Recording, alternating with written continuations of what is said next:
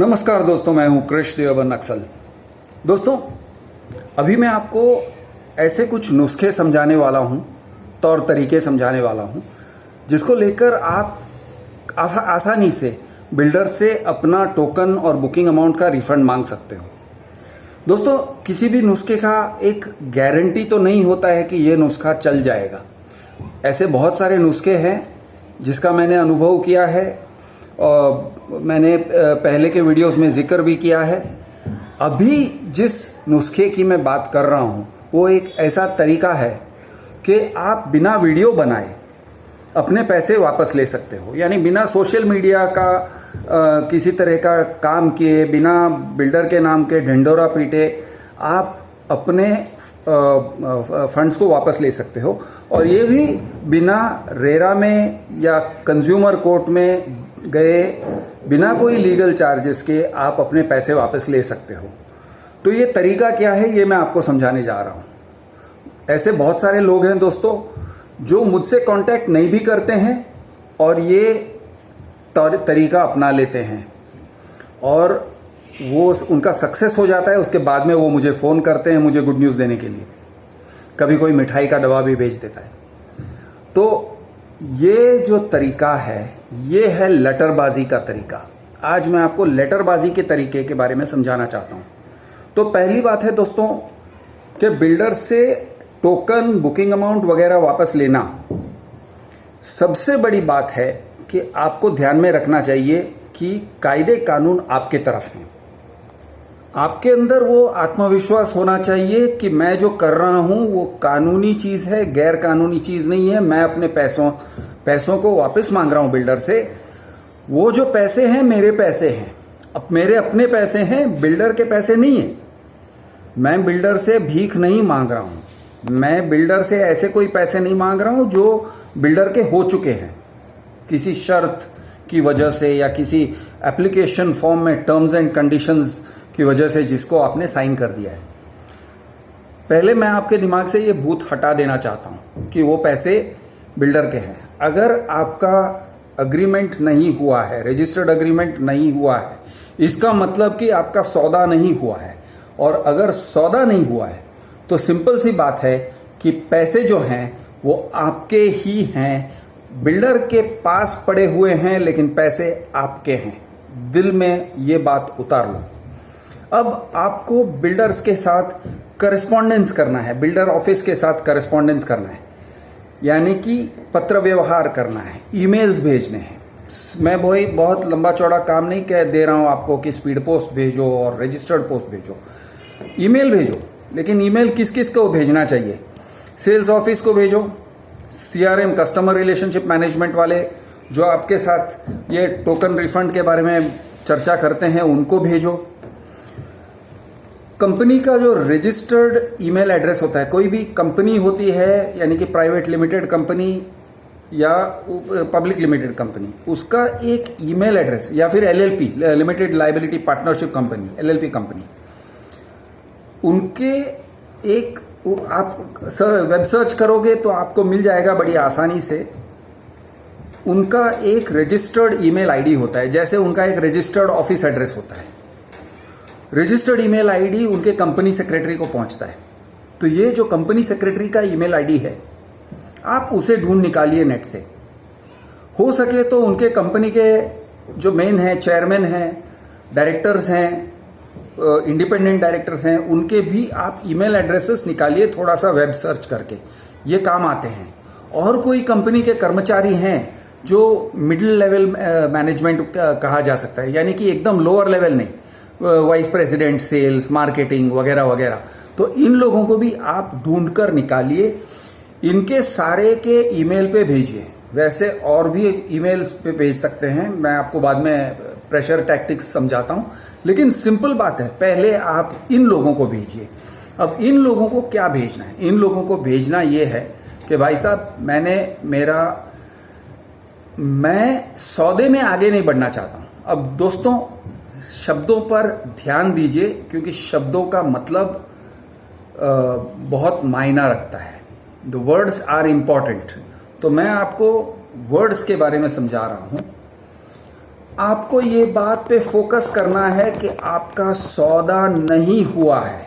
याद रखिए, ट्रांजैक्शन, सौदा, कॉन्ट्रैक्ट नहीं हुआ है। आप किसी बने हुए सौदे को कैंसिल नहीं कर रहे हो। आप एक सौदे के तरफ बढ़ रहे थे, आप सौदा करने जा रहे थे और आपने सोच लिया कि मुझे सौदा नहीं करना है। ये सब बातें जो हैं आप जब लिखोगे तो आपके शब्दों में से ये बातें निकल के आने चाहिए कि हम ये जो जिस सौदे की तरफ बढ़ रहे थे, हमने सोच लिया है कि ये सौदा हमें नहीं करना है, इसलिए हमारे पैसे लौटा दो। शब्दों में ये भी ज़रूरी चीज़ है कि हमारे पैसे हमें लौटा दो। ऐसे नहीं कि आपको दिए हुए बुकिंग अमाउंट वगैरह वगैरह। मेरी राय है कि आपको ये बात भी नहीं कहना चाहिए कि प्लीज़ मुझे लौटा दो, मेरी नौकरी चली गई है, मेरे मम्मी डैडी हॉस्पिटल में हैं, ये टाइप की। यानी कुछ लोग ऐसे सब लिख देते हैं, कैंसर हो गया है, इलाज के लिए पैसे चाहिए, ऐसे सब लिखते हैं। लिखना ज़रूरी नहीं है। मेरी राय है कि इससे कोई यानी नुकसान भी हो सकता है। तो आपको इस बात पर फोकस रखना चाहिए, मेरे पैसे हैं, हम सौदे की तरफ बढ़ रहे थे, ये पैसे लौटा दो, क्योंकि हम सौदा अब पूरा नहीं कर सकते या नहीं करना चाहते हैं। हो सकता है, बहुत ही संभव है कि उनका जवाब आएगा, आपका पैसा गया, फॉरफिट हो गया। एप्लीकेशन फॉर्म में हमने लिखा था कि या अलॉटमेंट लेटर में हमने लिखा था कि आपके पैसे जब्त किए जाएंगे, फॉरफिट हो जाएगा। ये सब वो लिख के जवाब दे देते हैं, ईमेल में आ जाएगा आपको। अब आपको उसका जवाब देना है, भाई साहब, ये बाय द वे ये ईमेल आपको कहाँ से आएगा? तो 90% ऑफ द टाइम्स ये ईमेल आपको CRM के लेवल से आएगा, कस्टमर रिलेशनशिप मैनेजमेंट। तो आपको कहना है कि भाई साहब, लगता है कि आपको कायदे कानून की समझ नहीं है, आपके साथ सौदा नहीं हुआ है, आपके साथ ट्रांजैक्शन नहीं हुआ है, आपके साथ कोई कॉन्ट्रैक्ट नहीं है। इसका मतलब ये होता है कि ये जो पैसे हैं ये हमारे पैसे हैं। हो सकता है कि आपको कायदे कानून की समझ नहीं है, लेकिन कानून ने ऑलरेडी मान लिया है कि पैसे हमारे हैं। अब हम आपसे हमारे खुद के पैसे मांग रहे हैं, आपसे भीख में नहीं मांग रहे हैं, खैरात नहीं मांग रहे हैं। हमें हमारे पैसे लौटा दो। और ये भी लिखिए, भाई साहब, आपको कायदे कानून की समझ नहीं है तो आप लीगल टीम को एस्केलेट करो। आप लीगल टीम के पास लेटर भेजो हमारा, हमें जवाब चाहिए लीगल टीम से। हो सकता है दोबारा आपको जवाब आएगा कि नहीं, आपके पैसे गए, फॉरफिट हो गए, जब्त हो गए, ये हमारा फुल एंड फाइनल स्टैंड है। हो सकता है दोबारा आप लिखिए, सर वो सब ठीक है, लेकिन हम आपके लीगल टीम से बात करना चाहते हैं। आपके लीगल टीम को भेजिए, ये लेटर लीगल को भेजिए। आप इस बात पर यानी डटे रहिए। इससे क्या होता है, उनके ऊपर प्रेशर आता है। और मैं ये प्रेशर किस तरह का आता है मैं आपको समझाता हूँ। दोस्तों, होता ये है कि ये लोग भी आखिर कायदे कानून से डरते हैं, लेकिन वो कायदे कानून के तरफ नहीं, वो आपको व्यवहारिकता के तरफ लेके जाते हैं। वो आपको इस तरफ लेके जाते हैं, देखिए हमने आपको ऑलरेडी बताया हुआ था, आपके पास हमने एप्लीकेशन फॉर्म साइन करवाया है, एप्लीकेशन फॉर्म में ऐसा सब लिखा हुआ है, अलॉटमेंट लेटर में ऐसा सब लिखा हुआ है, ये सब टर्म्स एंड कंडीशंस हैं। या फिर वो कहेंगे, ये बिल्डिंग इंडस्ट्री में ये आम बात है, ऐसे ही होता है। सौदे में आप जो डाउन पेमेंट देते हो, अर्नेस्ट मनी देते हो, टोकन देते हो, वो जब्त किया जाता है। ये हमारा कंपनी का पॉलिसी है, ये हमारी इंडस्ट्री की पॉलिसी है। ये टाइप के व्यवहारिक बातों में वो लेके जाएंगे। आपको व्यवहारिक बातों में नहीं आना है, आपको उस तरफ ही नहीं जाना है। आपको ये कहना है, सर वो सब ठीक है, लेकिन कानून मुझे सपोर्ट करती है कि ये जो पैसे हैं मेरे हैं, आपको 100% मुझे लौटाना है। अब आपके साथ मुझे वाद विवाद नहीं करना है, काइंडली एस्केलेट टू लीगल। आप अपने लीगल टीम के पास भेजिए। तो इससे एक प्रेशर बनता है। प्रेशर क्या है? प्रेशर ये है कि जब मामला रेरा में जाए, अगर आप रेरा में गए या कंज्यूमर कोर्ट में जाए या कोई भी कोर्ट में जाए, सिविल कोर्ट में जाए, तो होता ये है कि आप कह सकोगे कि हमने उनसे कहा कि भाई साहब आपको कानून की समझ नहीं है, आप लीगल टीम के पास भेजिए, और उन्होंने लीगल को नहीं भेजा। दोबारा आपने कहा, फिर भी उन्होंने लीगल को नहीं भेजा। तीसरी बार आपने कहा तो भी उन्होंने लीगल को नहीं भेजा। तो जब आप इस बात को किसी जज के सामने रखोगे, जज पहले उनको पूछेगा कि भाई आपने लीगल के सामने क्यों नहीं रखा। ये जब कह रहे हैं कि लीगल में रखो, लीगल में रखो, लीगल में रखो, ये कायदे कानून की बात कर रहे हैं या व्यवहारिकता की बात नहीं कर रहे हैं कि कस्टमर रिलेशंस में हैंडल कर लेंगे। तो आपने लीगल में क्यों नहीं रखा, ये उनको डांट पड़ेगी। और डांट ही नहीं, एक नेगेटिव रिमार्क वहीं पे आ जाएगा कि लीगल टीम से ये लोग क्यों कतरा रहे थे।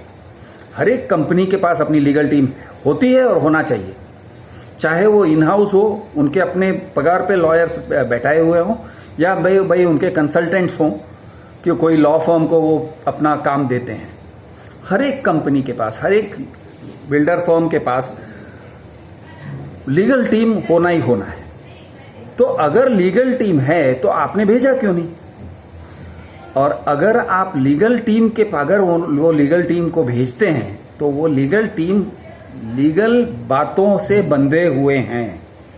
उनको कायदे कानून की भाषा में आपके साथ वाद विवाद में उतरना पड़ेगा।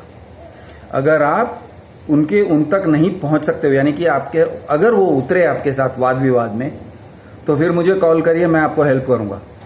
लेकिन 99% मैं कहता हूं लीगल टीम वाद विवाद में उतरेगा ही नहीं, वो डिस्कशन में उतरेगा ही नहीं।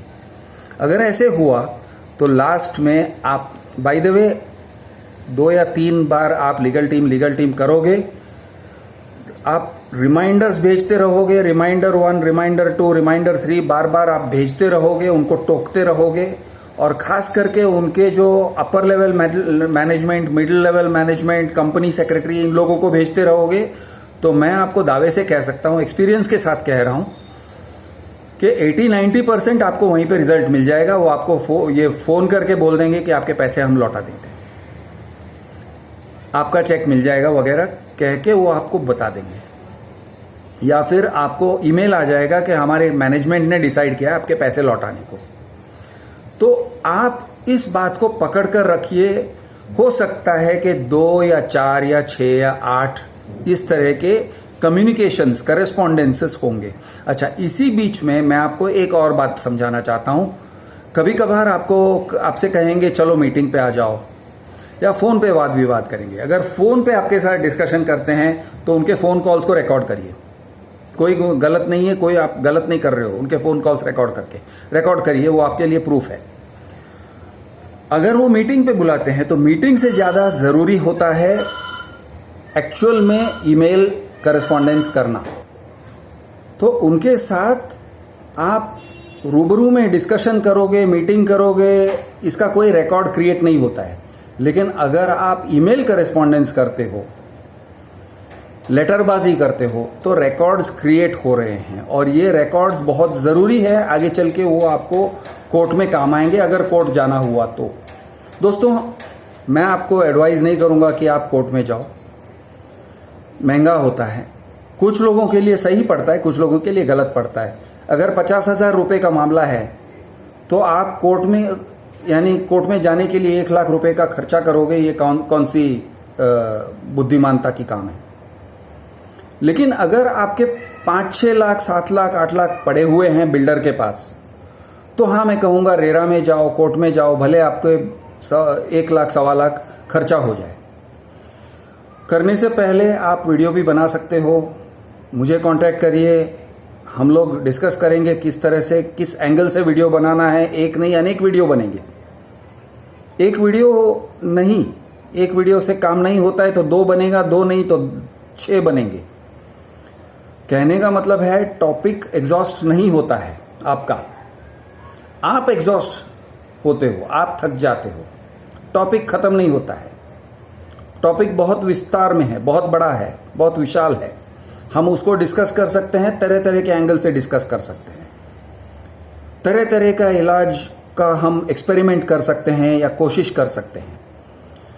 तो दोस्तों, बिना वीडियो बनाए बिना सोशल मीडिया का कोई काम लिए भी आपको लगभग 70-80% सक्सेस रेट के साथ मैं कह सकता हूं आपको आपका टोकन और बुकिंग अमाउंट वापस मिल सकता है, इस तरीके से आप जाओगे तो। वैसे ये एक ही तरीका, यानी ऑफ कोर्स ईमेल्स बहुत ही इंपॉर्टेंट है, लेकिन ये मैंने जो आपको लीगल टीम वाला जो फंडा समझाया वो एक ही तरीका नहीं है। वैसे और भी तरीके हैं, और भी टाइप के इलाज हैं। कुछ इलाजों का मैंने पहले ऑलरेडी जिक्र किया है और भी करते रहूँगा। टॉपिक एग्जॉस्ट नहीं हो जाता है ये एक वीडियो से या एक डिस्कशन से, लेकिन ये आज मैं जो कह रहा हूँ ये आपको बहुत जगह पे काम आ सकता है। न सिर्फ के बिल्डर्स के साथ टोकन और बुकिंग अमाउंट के झगड़े में, और भी बहुत सारे जो लाइफ में झगड़े होते हैं, आपके बॉस के साथ प्रॉब्लम होता है, तो भी इस टाइप के जो भी वाद विवाद होते हैं, प्रॉब्लम्स होते हैं लीगल टाइप के, पैसे वापस लेने होते हैं वगैरह वगैरह जो भी हैं डिस्प्यूट्स, इसमें ये बात हमेशा काम आएगा कि आप एक लीगल तरीके से ईमेल करेस्पॉन्डेंस करो, कड़क करेस्पॉन्डेंस करो, लीगल पॉइंट्स को पकड़कर आप डिस्कशंस करो, डिबेट करो ऑन ईमेल। मैं हूं आपका दोस्त कृष द अर्बन नक्सल। जय हिंद, जय जवान, जय किसान, जय महाराष्ट्र।